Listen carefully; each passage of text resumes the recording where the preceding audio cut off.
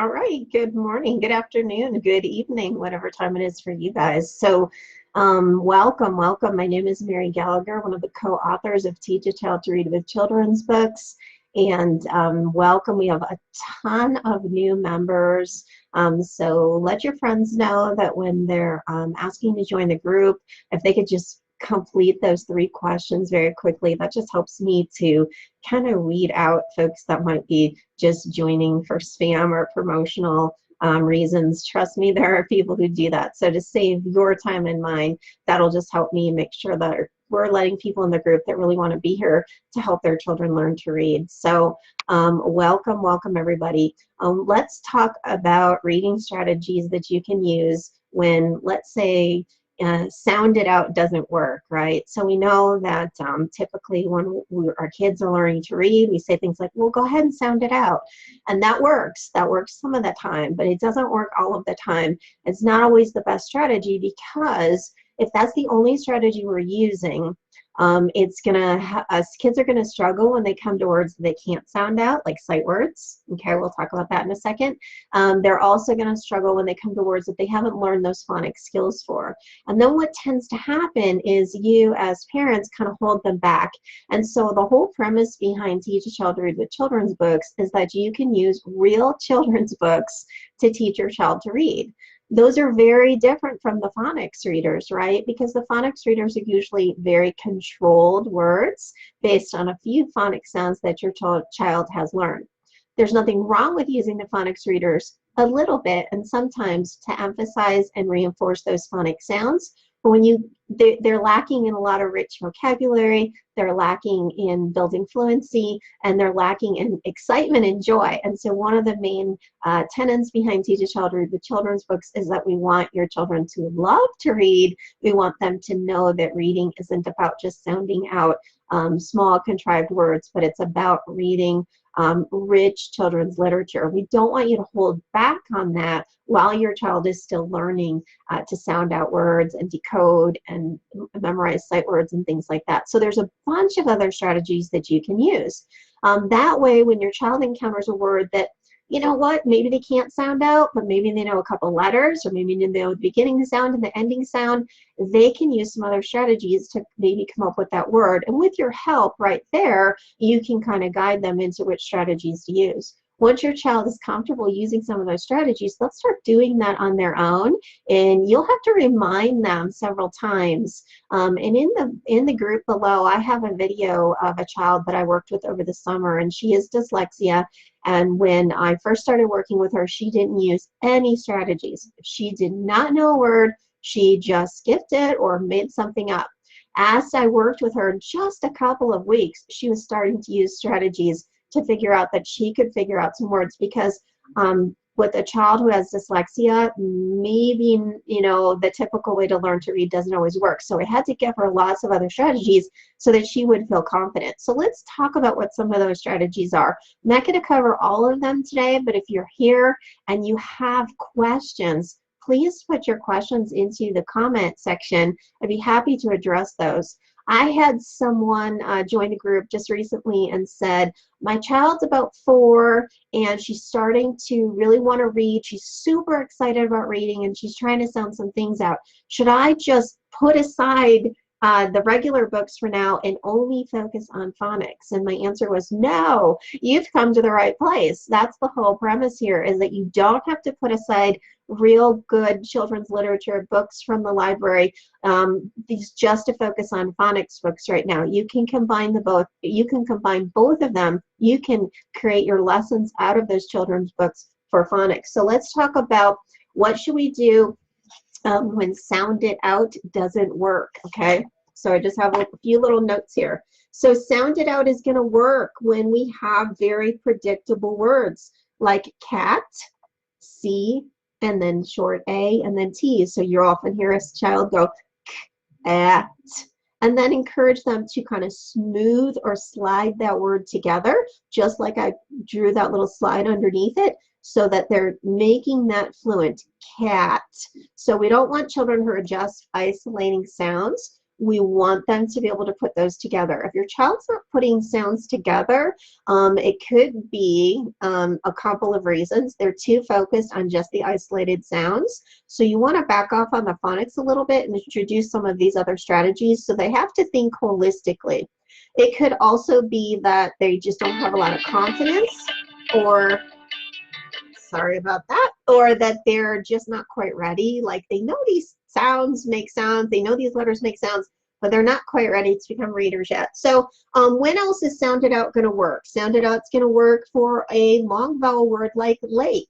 That's always going to be consistent. That short, that vowel becomes a long vowel because we have the silent E there. So make sure you teach that to your students, your children. Make sure that they know that that E is always going to make the vowel say the long sound, okay? And then words like smart. So if you look at the word smart, I'm going to circle these for you. You're going to teach your child SM, which is sm, that's S blend. You're going to teach them AR, and then of course they're going to know the consonant sound for T. So they can chunk this word apart and go smart, smart. So of course they can sound that word out. But when does sounded out not work? Okay, there's a lot of other strategies we can use. So what you want to do is, if sounded out is an appropriate strategy to use and it makes sense with a word like cat or lake or smart, and your child knows all those sounds and those phonic sounds, certainly go ahead and encourage them to sound that word out and then blend it together, right? But if it's a word like some, friend, walk, I mean, look at the word some. There's really not anything predictable there except the S sound and the M sound. If we used phonics for that, that word would be some, right? But we don't say that. We say some. And then friend, the I and E in there, that's just not predictable at all. Okay, so what can you do? In cases like these words, these are sight words. So you want to have some flashcards. You want to have a list of sight words. Go into our file section in the group, and there are common lists of sight words in there, or leave me a comment here and let me know if you need a link to those. Hi, if you're joining, just let me know that you're here. Give me a smiley face or a thumbs up. That way I know that you can hear me okay. So we want to go ahead and practice sight words. So sight words can be happening at the same time that phonics is happening. Start with a very easy list. Words like my, the, friend. These are also common words. You might hear them referred to as high frequency words or common words. That's because these are words that students are going to see over and over in their early reading years. Makes up a huge majority of their reading. So don't skip sight words, but please don't ask your child to sound out sight words, okay? Now some they can sound out, like that or it, obviously, but don't ask them to sound out words that are impossible to sound out, okay? So these are going to be sight words, and you're going to need to get a sight word list, make some flashcards, and do that. Okay, whoever's here, I can't tell who's here. You must be in incognito mode, but thank you for that thumbs up. Okay, what are some other strategies that you can do? Now, I have an entire video about this, which I'll put in the link below, and it also has some handouts for you, as well as a bookmark that you can print out and put together for your child. So remember, you're going to teach your child these strategies. So when you're reading together, you're going to say, okay, try this, and you're going to give them a strategy to use. But eventually, we want our child to pick up on those strategies and use them on their own. That's when we know they're becoming fluent readers. So let's talk about number 2, context clues. Context clues means you're going to ask the child to use words around the word that they're stuck on. So if they're in the middle of a sentence, the boy went to the lake and started fishing, and they get to the word lake, let's just say, that should be a sounding out word, but I'll just use that for example, and they don't know what it is, you're going to ask them to use some context clues. So the boy went to and started fishing. Okay, so he's fishing. Where would he be if he was fishing? Oh, and by the way, look at the picture, because there's a boy fishing. Where is he? And then let's say your child guesses pond. You're going to say, okay, now I know you know this word, and so you're going to write, you know, you're going to point back to the word lake, and you're going to say pond. Does this word begin with the P sound? Because that's the word your child's looking at. Pond. Okay, so they have to know, they have to take responsibility. We call this self-monitoring, by the way. So the child would say, wait a minute, I said pond. There's no way it could be that because I know L is ol, so I know it's not that. But he looks like a pond and he's fishing, and then they might say lake. That's great. You say, good job, the word is lake. Perfect. Go back to the beginning of the sentence and read that whole sentence again, and now make sure you use the word lake. So whenever you take a few minutes out or a few seconds out to work on a specific word, I want you to have them go back to the beginning of that sentence, read it again now that they know what the word is. Because once you kind of stopped in the middle of that sentence, you really disrupted fluency, which it disrupts comprehension. So chances are if you just keep on going, they're still going to be kind of like, I don't really know what's happening here. So make sure they reread that. Now they know it. They know the word. They can say it fluently. They can read that sentence fluently and with confidence. So that's number 2, context clues. It's okay to point out some things and ask them to look around at other words in the sentence or even what's happening in the story. Which also leads me to number 4. I'm going to skip over number 3 for now. Let's talk about number 4, using pictures. A lot of times parents ask me if it's okay if their children use pictures to help figure out the story. And I say, yes, absolutely. That's why the pictures are there. So as your child goes up in levels and learn in books, the pictures go away, right? Chapter books, there really aren't any pictures because they're fluent readers by then.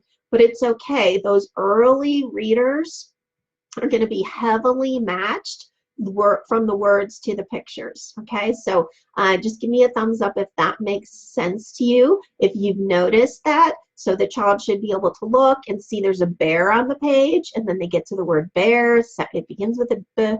The boy saw a B. Bear, okay? Maybe they didn't really sound out bear because maybe they don't know that E-A-R says air yet, and that's okay. They're still reading. Just keep on going. What we're aiming for here is fluency, that they're reading fluently, and then we're, of course, aiming for comprehension, that they understand what they read. Let's talk about number 3. Number 3 is chunk the word. Now, this is very much sounding out, but it's not as simple as sounding out a short vowel word like cat or a long vowel word like lake. So your child is learning, after they learn their consonant sounds and their vowel sounds, you're going to start teaching them things like blends and digraphs. And again, if you guys need this, I have an entire phonics package in the files section of our group. So go to the files and look for the complete phonics package, and you're going to learn what all the blends are, and you're going to learn what all the digraphs are and the special vowel sounds. So SH is a digraph, and that says shh. It makes its own special sound. We don't say s, right? S and H together make its own special sound of shh. OW is a special, is also a special sound because OW can say ow or it can say O. So it can say O like show, but in this case it says ow like shower. So your child needs to know both of those sounds and then decide which one makes sense here. And then of course we teach ER like like in verse, or like at the end of a word like player. And so once your child can see that this is not that long of a word, it's just 3 sounds that they already know, and chunk that together. So they might try OW as the O. They might say shower.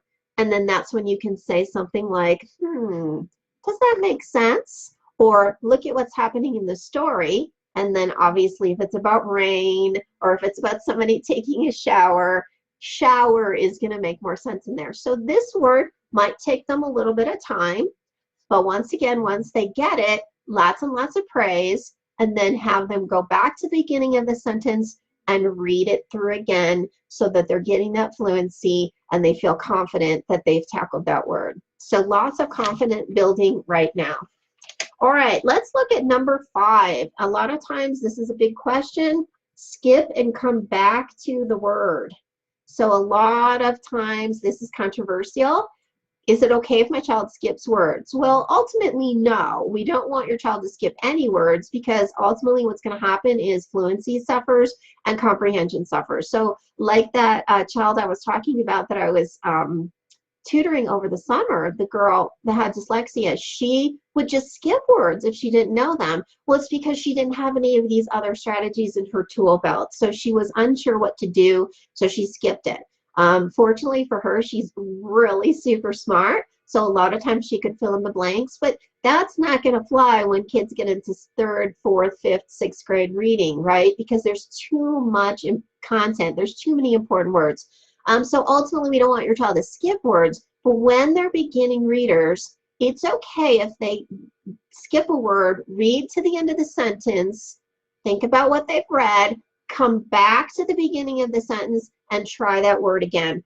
Oftentimes, more often than not, that word is going to make sense. It's going to pop in, because now, again, they're using those other strategies we just talked about. They're looked at the picture, they're using context clues, their brain's starting to try to figure out what that word is. When they come back to it, they give it a chance, they take a risk, and they go for it. And if they get it, of course, you can say, yay, great job. It's better for them to do that than to sit there and be stuck on a word and never get through the end of the sentence. Now, I don't want them to skip the word and never go back to it. They should skip the word, try it again, and then, of course, go back to the beginning of the sentence and reread that. So you can see we're not just letting them skip, we're just a strategy to help their brain kind of rest. The worst thing, you guys want to avoid this at all costs, okay? The worst thing is a child just sitting there stuck on a word. The boy went to the boy, I don't know, and then you're like, no, and then, you know, everything breaks down from there. That's when they get frustrated. That's when they lose their confidence. So remember that your child is taking a lot of risks every single day being a new reader. They're learning how to read, so they're trying new things. So we want it to be a lot of confidence building. So we don't want them to get stuck and feel frustrated. So skip and come back to the word, and then reread the sentence is an okay strategy to try if nothing else is working. Okay, those are just a few strategies, guys, to help with fluency, instead of just saying sound it out. Of course, sound it out is a strategy, and looking at the beginning letters and the ending letters and things like that. So what if your child is reading along and says a word, it's totally wrong, but they just keep on going, and they're just like, whatever, that sounds great, I'm going to keep on going.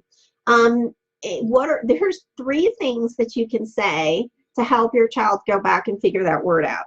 First of all, I'd like for you to avoid saying no, just because that's a negative. So if your child hears no, no, no over and over, that's just very negative, and it's not confidence building again. So just say something like, you know what, that was close, but, or you can say something like, I can see why you thought that word was that, but it's not. Let's try something different. So you're just, you know, you're saying no, but in a very positive way. You're wrapping it a different way. So here's some three things you can say if a child makes an error. You can say, does that sound right? Does that look right? And do the sounds match the letters? Now, obviously, we're going to use these when it makes sense. So if, let's say, your child, again, says the word pond, and the word is lake. You might say, do the sounds match the letters? Because you know that your child knows the letter L and the sound O, and they said pond. So you're going to say, now, what's the first word in that letter in that word? L. What does L say? O. What did you say? Pond. Does that match? No. So right away, your child knows he's got to try something different, right? Okay. What if your child says something like, and this is a true story, I was working with a boy, also dyslexic, who said the The girl had a blue robin in her hair. This is just one that always sticks out with me because it's just so typical. The girl had a blue robin in her hair. Well, I mean, you guys probably, if you know what word it is, you can put it in the comment box, right? It's not robin, it's ribbon, right? The girl had a blue ribbon in her hair. You can see how he flipped those vowels and came up with robin. He knew robin was a word, so he just went for it. This was a 5th or 6th grade boy who up to this point had just been doing a lot of guessing. Without any of these self-monitoring strategies, he would have just kept on going. So I had to stop him. So now think about it. Does that sound right? And that's just saying, does what you just read make sense? Do you think the girl would have a blue robin in her hair? Well, first of all, you know, how often do we have birds in our hair? Second of all, robins aren't blue. And thirdly, that didn't match what was going on in the story. And so when I helped him to look at that, well, he just needed to stop, look at that word again. You can even, you know, circle the vowels. You can write that word out on another piece of paper or a whiteboard to help your students see it away from the page. So if it's a library book, you don't want to write in it, just take a whiteboard or a chalkboard and write it out and look at it. So that's a time when that strategy could work. And then, does that look right? Does that look right? The same thing, if it's a word and that the letters and the sounds don't match, just ask them, does that look right? You know, you said the word farmer, and this word begins with a DR, and it doesn't even end with an ER, it ends with an ING. I mean, does that even look like that could be the word? And then have them go back and try it again.